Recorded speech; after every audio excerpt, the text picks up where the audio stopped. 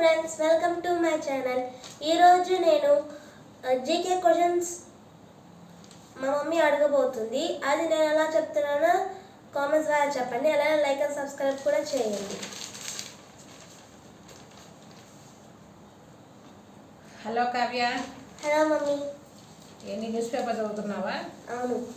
సరే, మరి ఈరోజు కూడా నేను కొన్ని జీకే ప్రశ్నలు అడగమంటావా? సరే. మొదటి ప్రశ్న, మహిళా ఫిర్యాదు పోర్టల్ పేరేమిటి? she-box 2.0 అంటే సెక్షువల్ హెరాస్మెంట్ ఎలక్ట్రానిక్ బాక్స్ అని అర్థం. సరే, ఇంకో ప్రశ్న, బ్రిక్స్ యొక్క ఫుల్ ఫామ్ ఏంటి? Brazil, Russia, India, China, south Africa. Okay, good. మరో ప్రశ్న, తీవ్రమైన ఎండలకు కారణమయ్యే వాతావరణ పరిస్థితి ఏమని అంటారు? Heat dome. అవును.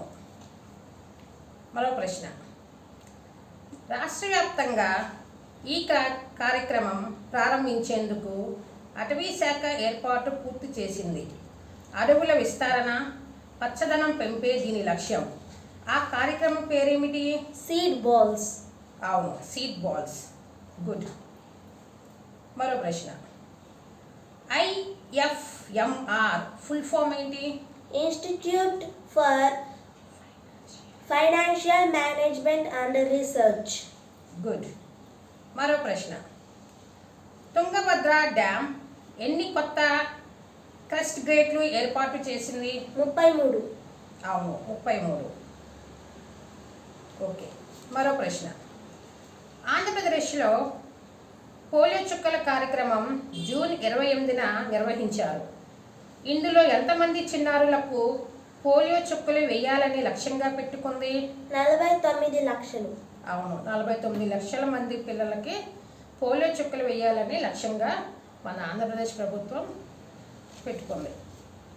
మరో ప్రశ్న, భారత్ అమెరికా చర్చల ప్రధాన అంశాలు ఏమిటి? వాణిజ్యం, మార్కెట్ యాక్సెస్. అవును, వాణిజ్యమును మార్కెట్ యాక్సెస్ గురించి మన భారత్ అమెరికా వాళ్ళు చర్చలు జరిగాయి.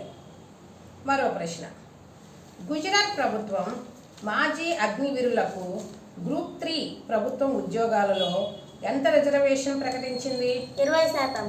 అవును, 20% రిజర్వేషన్ కల్పించింది.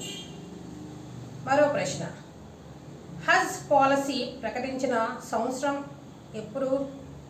2027. అవును, 2027. ఓకే, బాగా చదివే కావ్య న్యూస్ పేపరు. ఇలాగే బాగా చదివి నేర్చుకో. ఈసారి మరి ఇంకొన్ని ప్రశ్నలు నేను అడుగుతాను. ఈ వీడియో మీకు ఎలా నచ్చిందో కామెంట్స్ ద్వారా చెప్పండి. అలానే లైక్ అండ్ సబ్స్క్రైబ్ కూడా చేయండి. Thank you.